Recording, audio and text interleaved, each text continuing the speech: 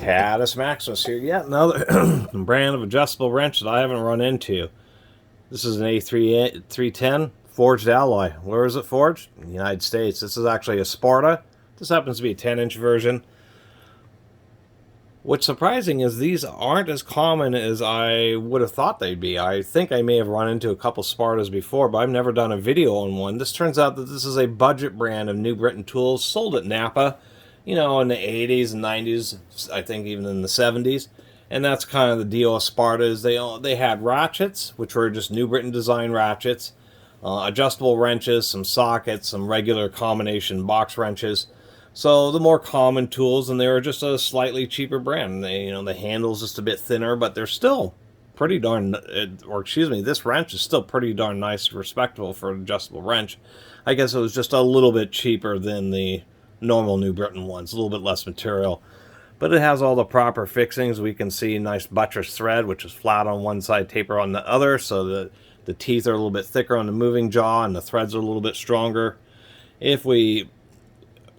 What I find a little bit odd, I think maybe there's a burr, but I actually can't get this one to close any tighter than this right here, and I'm not sure what's stopping it up.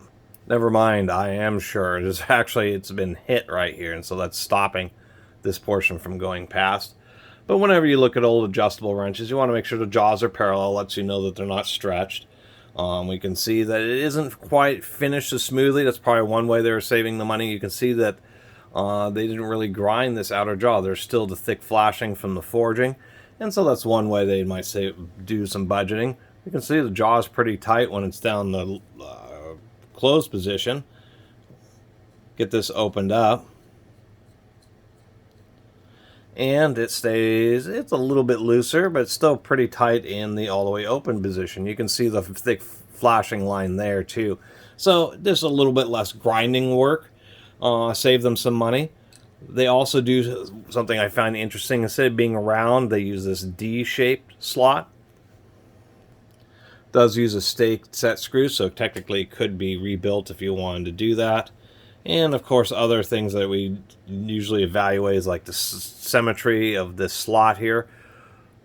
Oftentimes, this is one quick indicator of a poorly made adjustable wrench, although some nice ones even have the same issue, where the slot isn't centered, and where it ends up happening is they just overgrind one side of the wrench versus the other, and so it just makes an unsightly, less symmetrical slot. But it's nice to see that this one is indeed pretty symmetrical.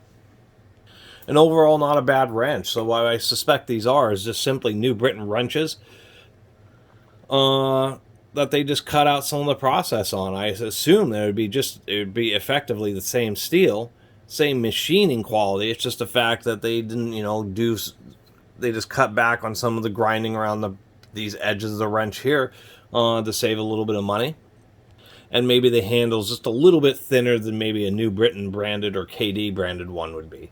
Otherwise, just surprised I haven't run into more Sparta tools, considering that they were like NAPA's more budget line back in the day. You'd think there'd be a ton of them out there, but maybe they're all abused or rusted in the dust, or maybe in the era when Sparta tools was around, people just decided to maybe not buy the cheapest possible quite as often as they seem to now. Not always, but there's a lot of cheap stuff out there. Anyway, just want to do a little video on a Sparta adjustable crescent style wrench. Haven't run into this brand before and add it to my arsenal. Thanks for watching.